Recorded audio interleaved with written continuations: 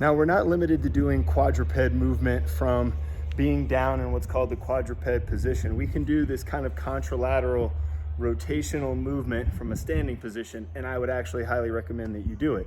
One of my favorite ways for doing this in a movement snack is to do what I call a rotational single leg RDL.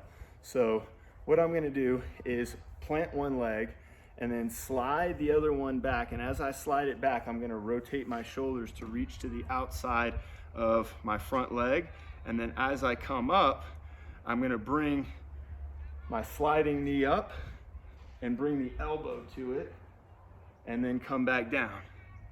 And bring the elbow to the knee and come back down. Elbow to the knee, come back down. And I can do this with greater velocity once I get the hang of it. And the reason this is great is because I'm moving contralaterally, which is how humans move. So that's the way that the core is actually designed to function most efficiently.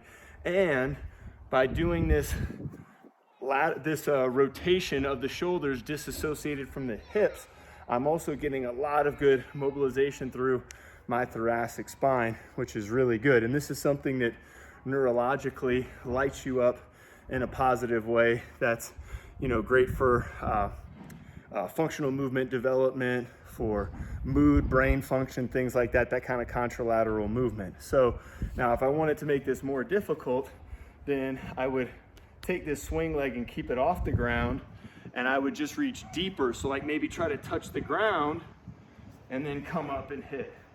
And then reach back, touch the ground, and come up and hit.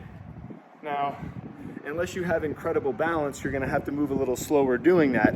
And I'm not trying to dissuade you from doing that, but if one of your primary reasons for doing the movement snack that you're doing is to get your heart rate up, then you don't want to spend too much of your time doing slow balance work. The slow balance work's great. It's great for core function. It's great for great movement and joint health and all these other things, but we just kind of have to cleave what we want from this. So, you know, maybe, just to give you an example, if I started off, once again, start from the beginning, a couple breaths of breathing and shaking to loosen, then we did some quadrilateral engagement on the ground. Boom, boom, get the core going.